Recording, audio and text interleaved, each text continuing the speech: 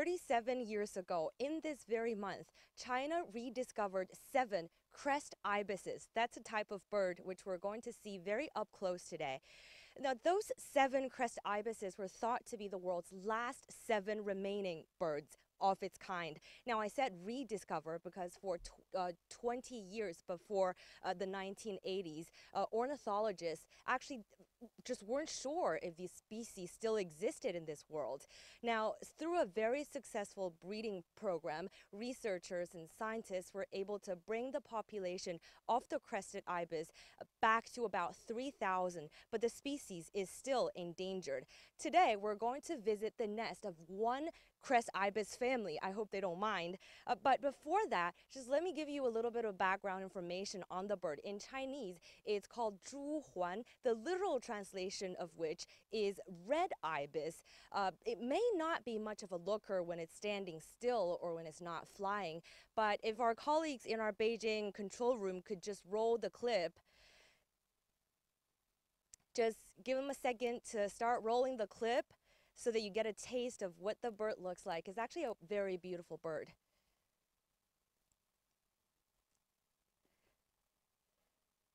So you'll see when these crested ibises, when they open their wings and take off, that's when they reveal their stunning beauty.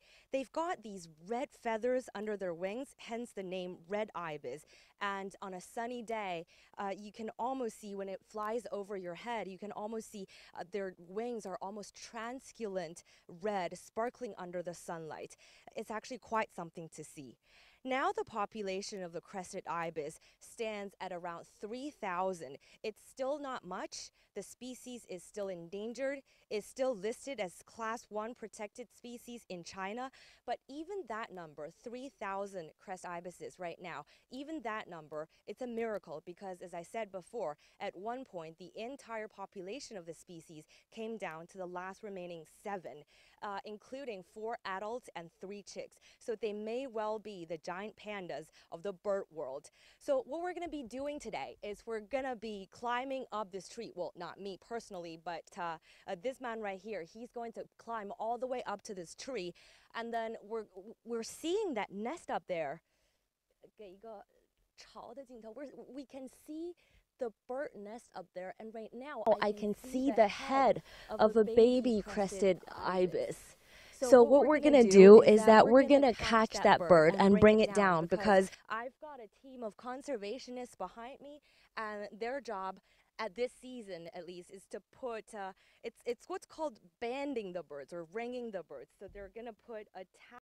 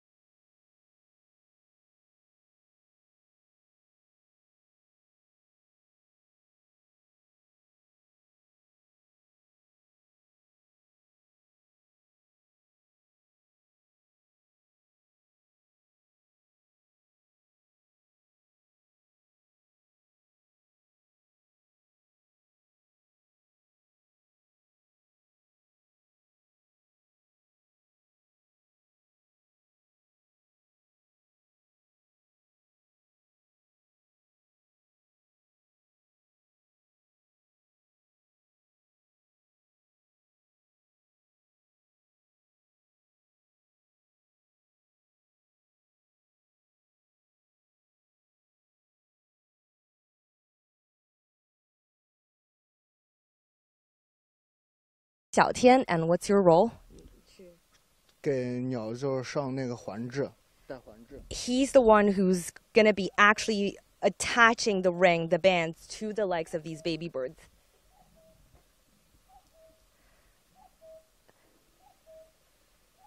Okay, so we're getting information from Beijing saying that the signal is not very good. So why don't we start our tree climbing process first? 那我们现在就开始爬，就是稍微准备一下就开始上树吧。So I'm just telling our team of conservationists that we are ready for the tree climbing process anytime. But just let me give you a little bit of a background on the location where we are right now. It's a county called Yangxian, or Yang County, which is located in northwest China's Shaanxi province. Remember, I told you that in the 1980s, China rediscovered the world's last remaining 7 crested ibises.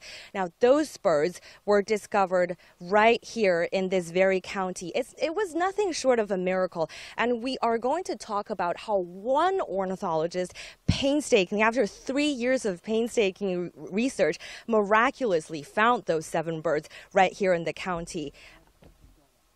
But since the discovery of those 7 birds in the 1980s, that's 37 years ago from now, the county has started a fairly successful breeding program. That's why today we have a wild crested ibis population of around 2,000, and another 1,000 are in captivity. And I think you have to admit that that's a conservation success story. It's got its own problems, but you can't admit 7 birds to 3,000 right now is nothing short of a miracle. Let me pause for a second to just communicate with our Beijing control room to see if the signal is back on, because we are in a very remote village. In the backyard of a farmer's family, actually, the area is covered with trees.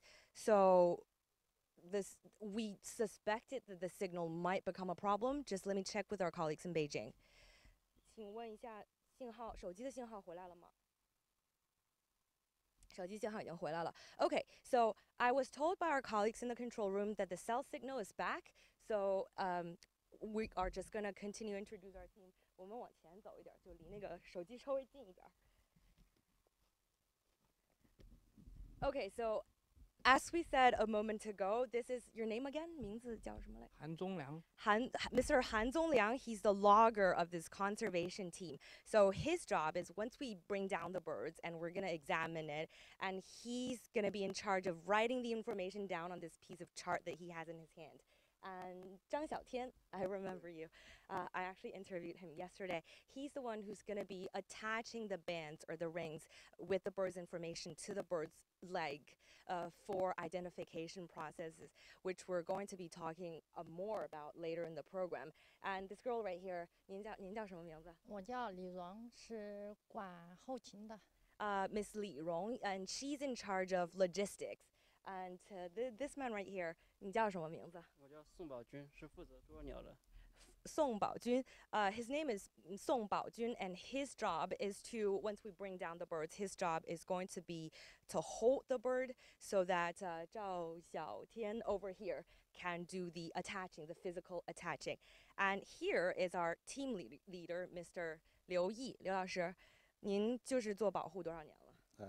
快30年了。Okay, so he's been protecting these birds for almost 30 years now. We're definitely going to be talking to him a little bit more, but let me just show you the telescopes that he has in his hand. These are actually quite expensive ones. 这个是多少钱？您说1万？这个是18000左右, so 18,000 RMB.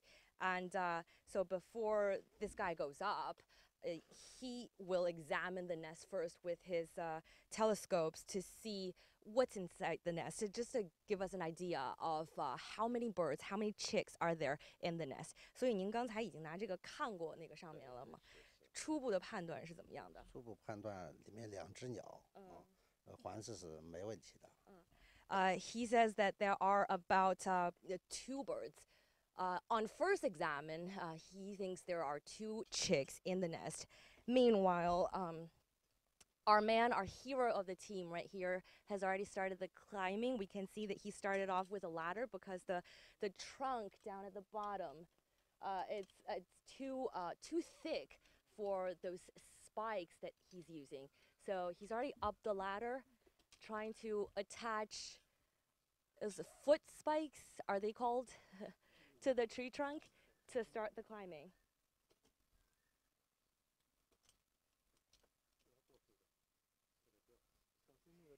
It's actually quite dangerous. It's actually quite amazing that we're able to do this live stream right now because, and a little apologize to our audience because we originally said that we were going to go live at 8:30 Beijing time in the morning. That came out to be a bit problematic because it rained a little bit in this morning. And when it rains, the tree trunk gets very slippery, so it's dangerous for both the climber and the birds. So we decided to postpone the live. And then we went to the location that we checked out yesterday and realized that the 2 birds that we saw yesterday disappeared. Maybe they just took off. Maybe they just grew up overnight and took off. And maybe they were hunted down by predators as well. But they no longer existed in that nest. So we spent the entire morning trying to find another location. In some of the nests, the birds are too young to be taken out. In other cases, the birds are too old, so they might take off if you actually agitate them. Some other trees are too thick or too difficult for this climber to climb. And others are located deep into the mountains where there's no cell signal. So luckily, we found this perfect spot. Let me go back to Mr. Liu again. 刘老师，您刚才说就是看见这2只鸟了，通过它们的大小，应该也能判断它们出生的时间吧？对，这个周环的繁殖期就是3月份开始。从这个鸟。He says the crest ibises start their reproduction season right around March every year, and we can actually kind of see their little heads sticking out of their nests right now, and he can tell approximately how old these chicks are. 那您看着这里面的这2只的话，大概是多少个月的？应该这个应该是30天以上了，估计30天以上。He thinks that the 2 chicks that we're seeing in this nest are a little over 1 month old, 所以已经算比较大的了，时刻可以准备着开始飞了的那种。一般都是40天都飞了。So Mr. Liu told me that usually they start to fly, they leave their nest and start to fly at around 40 days old. So these ones are almost there. And earlier he was telling me that at least one of the 2 chicks are actually quite active. So we are a little worried that they might actually fly away when we go up there.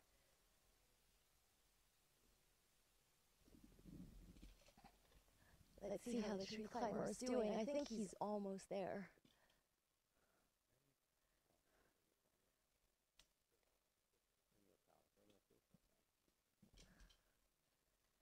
And right now we can feel pieces of tree trunks or dry leaves falling down into our face as we look up because everyone is looking up.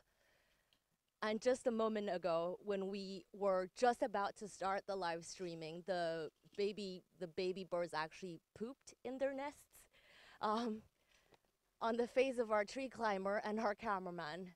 Also happened yesterday. But it was quite lovely. It was quite lovely.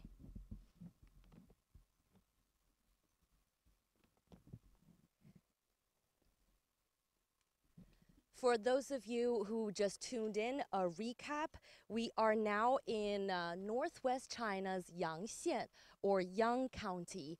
That is where in 1981, a researcher discovered what was probably the world's last remaining 7 crested ibises. That's a type of very rare bird, which we're going to try and catch today and bring down to attach sort of like an identification tag onto their legs. Okay, so our climber has already reached out. Oh my God! Is that a... Oh. So the birds are already quite big. And as we approached them, they actually took off and flew. So our conservationists are now going to see if they can, because they can't really fly for a very long distance now. So we're gonna go and try and see if we can catch them. 3只, okay, so there were actually three birds in the nest. 就3个都飞下来了。2个下来，就是咱们现在这个时间就是晚了一点。因为这个树比较大，所以这个是一般人爬不上去，所以是时间是耽误了一点。So Mr. Liu was explaining to me that we came here a bit late. Meanwhile, we already got a hold of a bird. Wow. So Mr. Liu was explaining to me that we actually came a bit late because, as I told you before, that this tree is actually quite difficult because it's thick at the bottom. So you need a very experienced climber for this tree, and that's why they only found the right fit today. So we came a bit late. These birds have already gotten quite big. We suspected as much this morning when we came here and inspected the nest with our telescope, because the birds are already quite big, and Mr. Liu told me as much this morning that they might take off. Another one. Oh. Baby steps.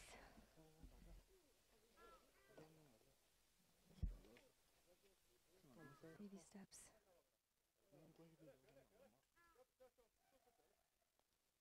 You need.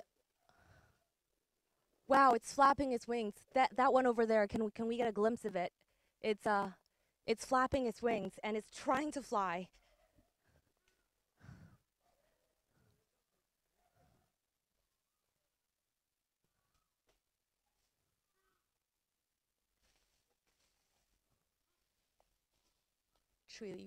Tree branches are still falling down around us. Let's go back to our first bird. 小天，像你们碰到这样的情况多吗？这种情况的话不多，就是像这种的话，它是就是时间比较长了，然后它就长得比较大一点，然后再加上刚才那个树枝离得也比较远，不好捕捉，然后人的话他上去一受惊，他就自己就因为害怕嘛、恐惧嘛，然后他就自己往下来滑翔。So Xiaotian told me that this is actually quite rare. It only happened because, as I told you before, we came a bit late this time for this tree, and also the nest is also located pretty far away from the main trunk, so it was quite difficult for the tree climber to conduct its work of catching the bird with a net. 这应该是他第一次飞吧？然后是 first fly. 现在算是巢里面的老二。This is the second oldest one. 你怎么知道的？ How can you tell? 这个通过它嘴风，我就能看出这是喙的长，还有飞翔能力，能看出。Okay, so Mr. Liu told me that he knows that this is the second oldest chick of the family because of the way it flied, the ability of this bird to fly, and also because of the shape of its beak. This is the baby one. This is the youngest one. 这是老三。为什么？它的喙短了吗？还有它飞翔，这个它是滑翔下来的。滑翔下来。And because this one glided down rather than actually flap its wings and fly.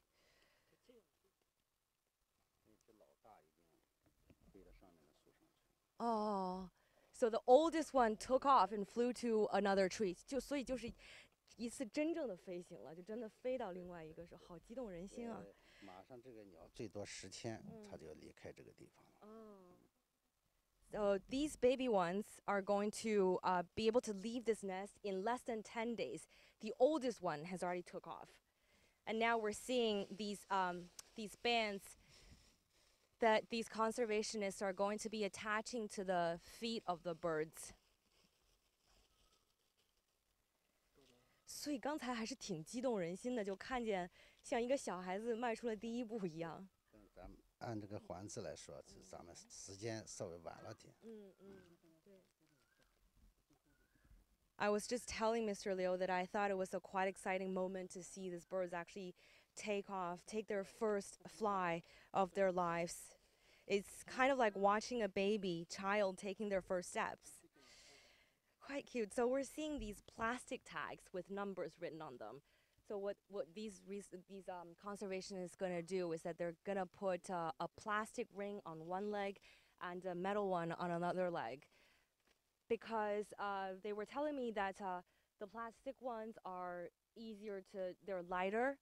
They got bigger numbers written on them, so it's easy for conservationists, researchers, ornithologists to tell from up above, very obviously, so to speak, the basic information of these birds. But the problem with these plastic ones is that the colors fade, so they kind of need a metal one. That's this one right here that we can see. So these ones are a bit more permanent. So as I told you before, this process is called bird banding or bird ringing. So attaching these bands, these rings, these little tags to the bird's feet, as the name suggests. These are actually individually numbered tags to help with the individual identification of each and every one of these crested ibises.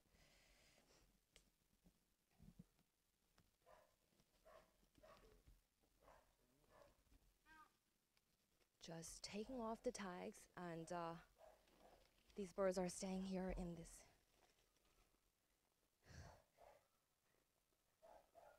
Cameraman just telling me to walk away because this is where the focus. This is very exciting right now. Oh. Yesterday, we filmed the same process, and that bird was significantly younger. So its furs, the furs of that bird from yesterday, was still quite wet and fuzzy. And this one, we can see, already looks pretty much like his parents, his or her. 知道这个是雌性还是雄性吗？这个现在不知道。So we cannot tell right now whether this one is a male or a female. 这个一个是在野外观察才能知道。野外。还有一个就是抽血，然后做那个 DNA。So you need to conduct a blood test to determine the gender, or you need to watch them out in the wild for their behavioral patterns to determine the gender of these baby chicks. So the crested ibis has existed on this planet for nearly 60 million years now. 60 million years. So that's a quite long time. And historically, they were quite widespread in China, North Korea, South Korea, Japan, and Russia. So the Northeast Asia regions. That is until the 1960s, when all of these countries entered the height of their post-war rebuilding.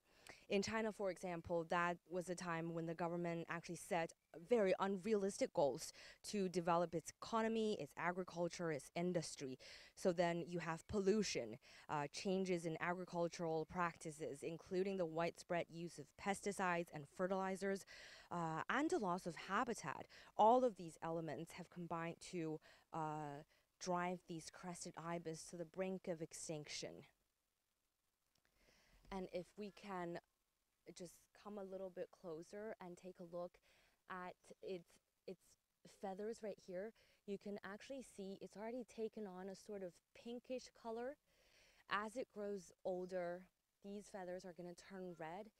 And as I said before, they may not be much to look at when they're not flying, but once they take off and once they fly over your head, they have these most beautiful bright red wings that just sparkle under the sun. And that's actually quite something to see. I think you can tell that this chick right now is quite scared. All of these strangers holding him, attaching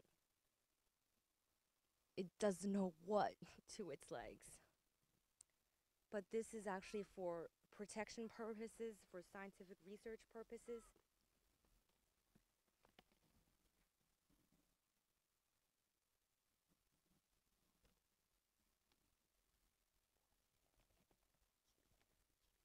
So what's usually recorded on these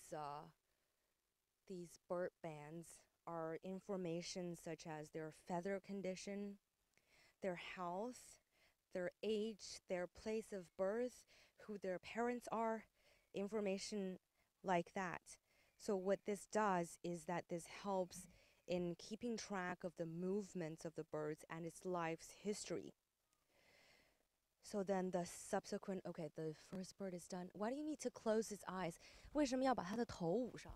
因为把它头捂住，它看不到光线之后，它就不会那么激动，就不会那么害怕了。So Xiaotian was telling me when you cover its eyes and it can't see light, it won't be as agitated, as scared. So that's a way to sort of protect them. 哎，两个都已经弄完了吗？哦。We've already attached the bands to 2 birds. 那老大怎么办？老大这个一会儿我们去观察一下啊，这个可能就带不上环子了。他现在已经飞到另一棵树上了。So Mr. Liu was telling me we probably won't be able to attach a band to the oldest one of these 3 chicks because it's already taken off. 刘老师，基本上每一窝朱鹮的话，就是每一对朱鹮的话，他们会一窝下几个蛋？一般情况下就是1至4枚蛋。Usually, a pair of crested ibises lay 1 to 4 eggs each year. That's 就是每一年才就下，1 to 4 eggs each year. So that's very few. So that's also probably one reason why the species was pushed to the brink of extinction because it doesn't reproduce as much. 然后就是他们在窝里面，就您刚才提到了，大概就待40天就飞走了。They stay in their nests, the baby ones, the chicks, stay in the nest for about 40 days before they actually take off. 那他们都吃些什么？就他们的习性是什么样的？你说幼鸟是吧？就是成鸟吧，成鸟。一般就吃那水里面的泥鳅、黄鳝之类的。所以是就是水生的软体动物。水生的软体动物。So the crested ibises usually eat things like fish, mudfish, or worms in the water. 然后他们就是您刚刚开始做保护的时候哈，我想问一下您个人的故事，就是您刚刚开始做保护的时候是91年。90年。90年。对，90年。Mr. Liu said he started protecting these, becoming a conservationist at the crested ibis protection stage right around 1990. That's about 都快30年前了. That's about 30 years ago. That's 7 years after the rediscovery of the crested ibis. 就是重新发现了那7只之后的6、7年左右的样子。对对。您那个时候有多少朱鹮？12只。12只。12。So when Mr. Liu first started out, there were 12 crested ibises in the entire world. That's 7 years after the rediscovery of the 7 crested ibises here in Yangxian. 12只朱鹮，要我的话肯定会紧张死的。对，那时候我们也很紧张，就是白天晚上就跟着朱鹮转，可以说形影不离啊。Mr. Liu said he was quite nervous, as you would expect, because there were only 12 crested ibises left in the world when he started out. And so he was telling me that the way that they were able to bring back the population of the crested ibises was by very down-to-earth work. He said they used to stay with those birds out in the wild, not in a zoo or in a protection station, out in the wild 24/7, just erect a tent right next to their nest and just watch them 24/7，就是一直在野外那种24个小时盯着他们的那种。对对。其实就是您说的那种很土的办法。晚上就在那个树下睡着。They would sleep under the trees at night just to watch these birds。那个时候您觉得苦吗？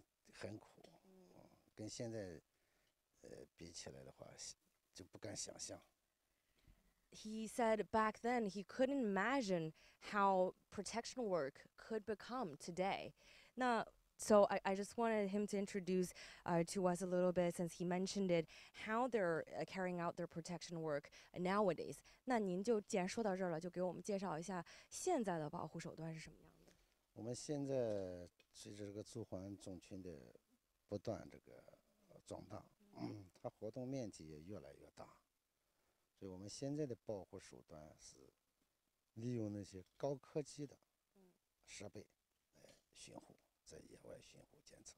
Mr. Liu told me that right now they are incorporating a lot of high-tech equipment in their protection work. And in the meantime, we can see our tree climber has also successfully returned the birds back to their nest, and he's climbing down, but his foot spike just fell off. Wow, so he's coming down. You can see he's stepping directly on the tree trunk. He's thrown the other one down as well. Quite dangerous. 像这样情况危险吗？也还好。差不多。他技术挺高的。哦，你看 ，very experienced tree climber. 他有保险带，哇。那个保险带下来。哇。一般人的话，他就不行。这也就是为什么咱们这棵树带的比较晚的原因啊。一般人上不去。So Mr. Liu said it's very lucky that this is a very experienced tree climber, and that's the exact reason why they climbed this tree so late, is because they couldn't find the right person.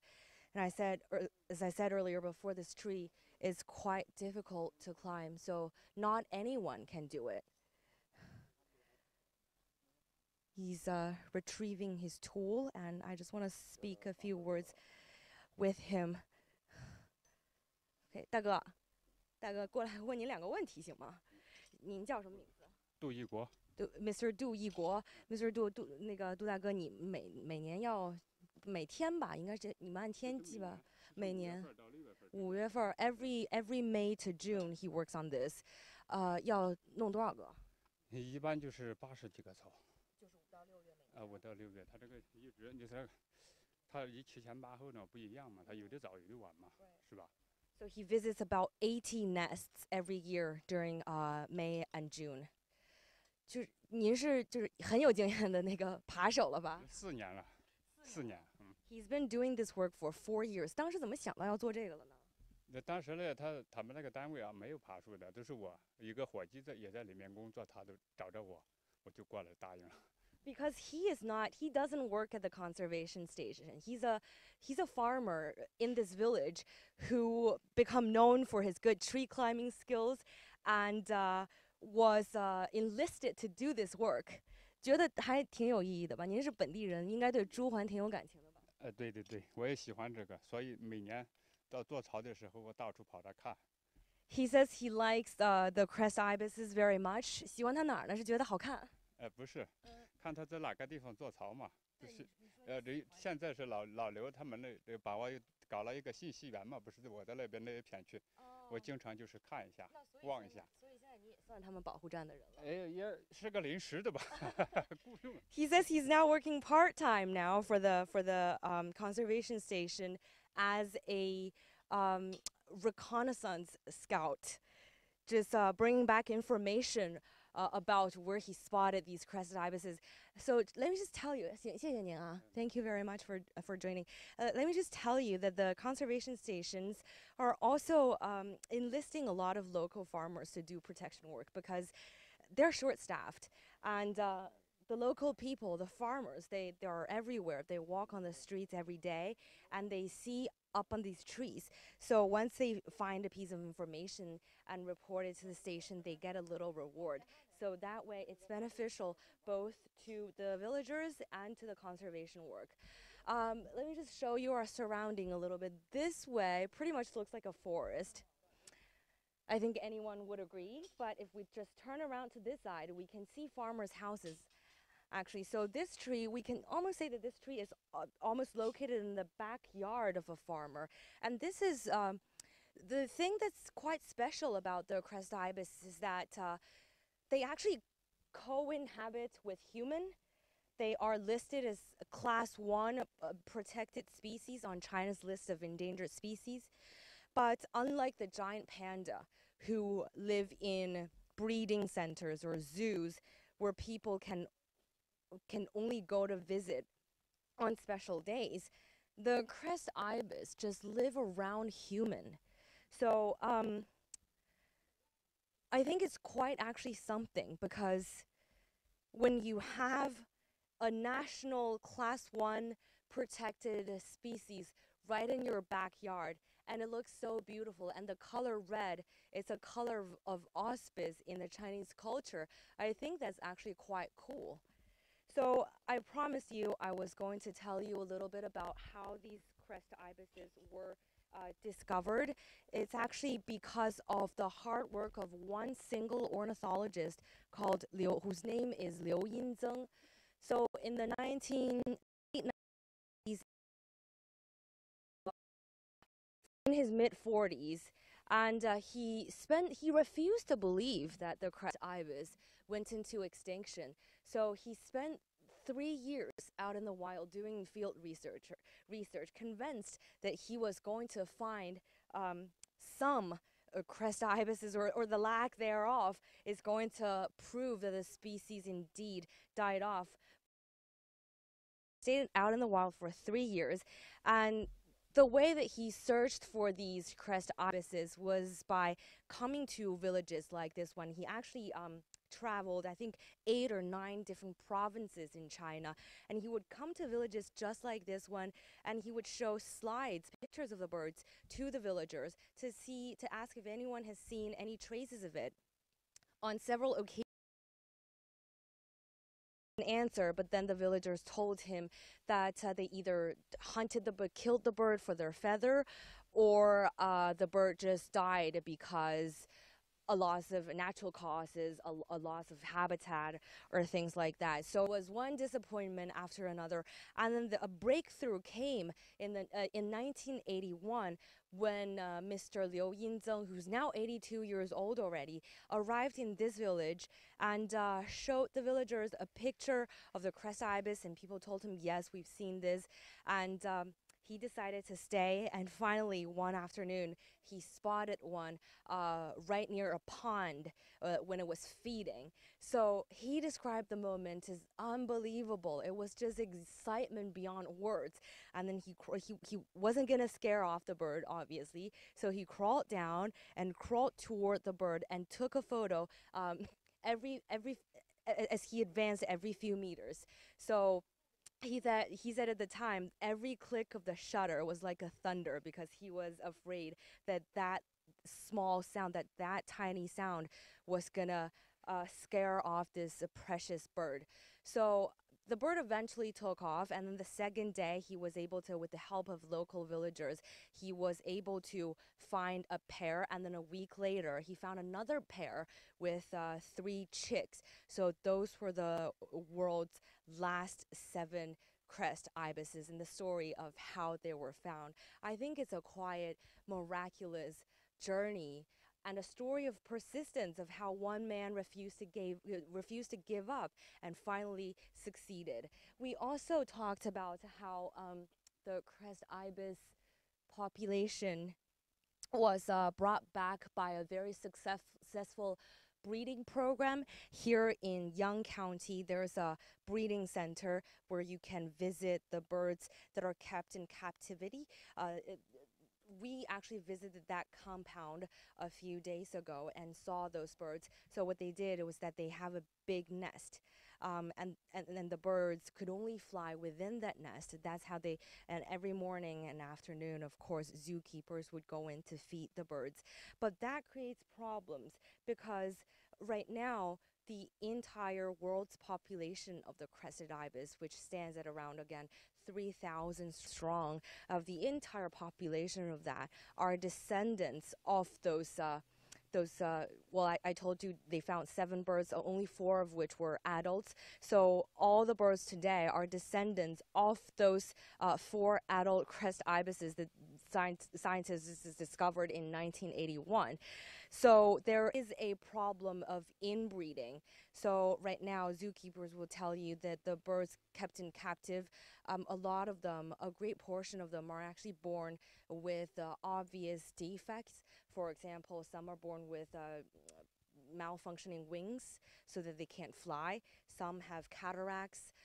Others may have problematic claws, so they can't stand on tree branches. They can only stand on grounds and risk their lives to predators.